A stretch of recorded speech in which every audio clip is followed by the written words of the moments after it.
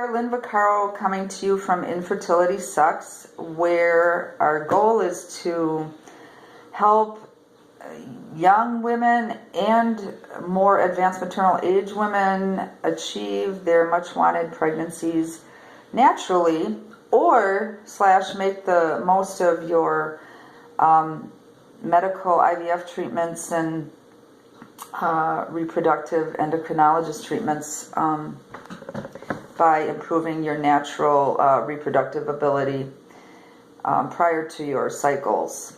So if anybody's wondering about my background, I guess I'd like to refer you to the very first video I made in my YouTube series, which is my introductory video. It kind of gives you a history of where I've gained my knowledge and how I've come to get to this point making these videos. What I'd like to focus on today is an article I wrote for Yahoo Voices prior to them closing. I did write for that part of Yahoo for over 7 years, and a lot of it was fertility, infertility, parenting, and all that. One of my most looked at articles was called Ways to Increase Thin Uterine Lining, which is your endometrial tissue. That got big views, and the reason for that is there are ways you can do that, and it really comes down to what you're eating. When you're of advanced maternal age, your lining becomes thinner naturally because your ovaries are aging and they don't put as much natural estrogen out, which results in thin lining. And you'll see the effects of that by having light periods when you're a more advanced maternal age gal.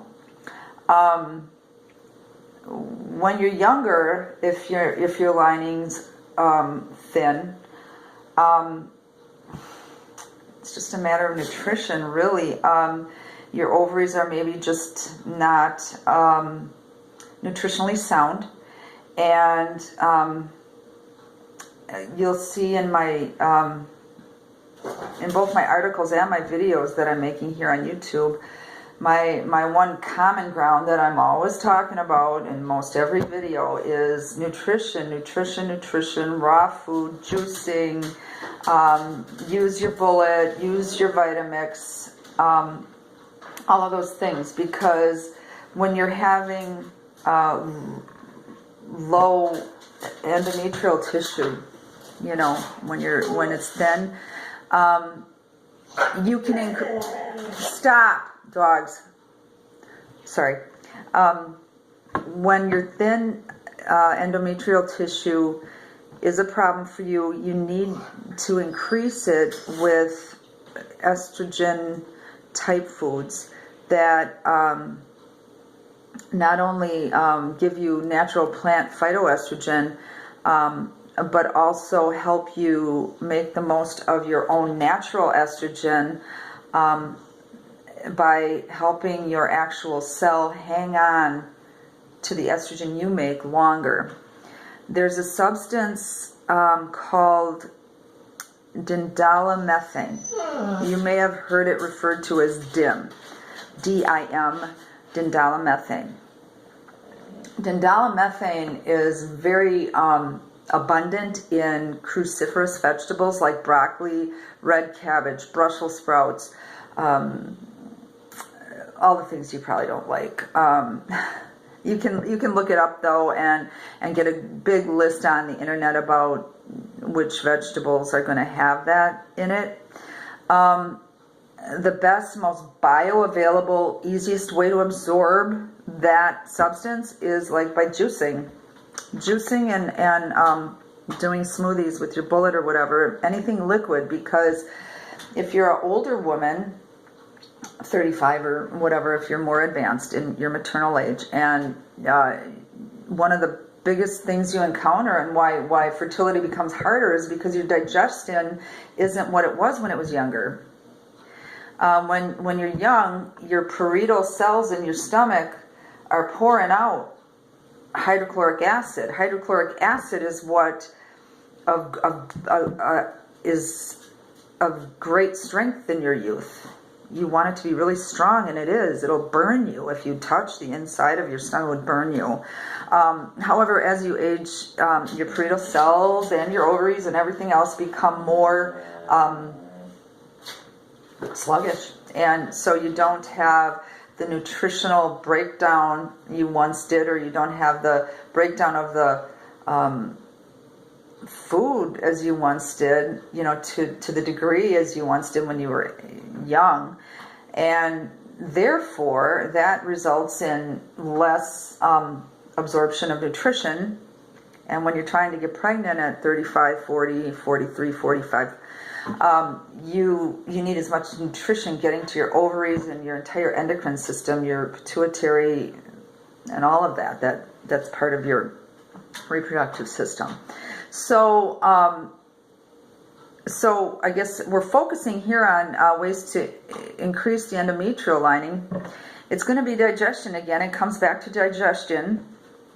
You can always use the supplement by Now Foods called Super Enzymes, which has the hydrochloric acid in it, and that will help you break down your food, whether you're younger or older.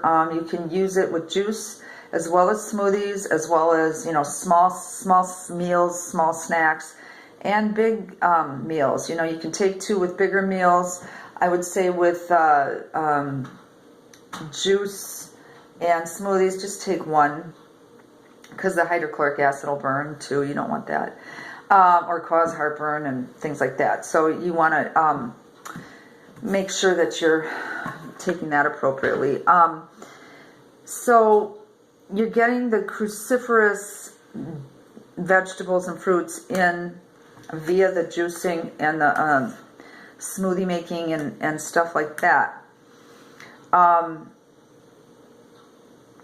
The dindalamethane in it is going to help you hang on to the estrogen from those foods, as well as the estrogen your body's making, and help your cell kind of hang on to it and make the most of your estrogen, therefore signaling your endometrial tissue to grow thicker.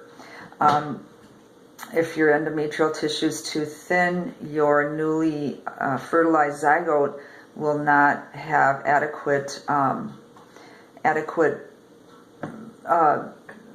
environment to burrow itself into for the next 9 months, and it'll result in a miscarriage. So you want to make sure you're doing the best you can, and the most, and you want to make sure you're doing everything in your power to grow your endometrial tissue.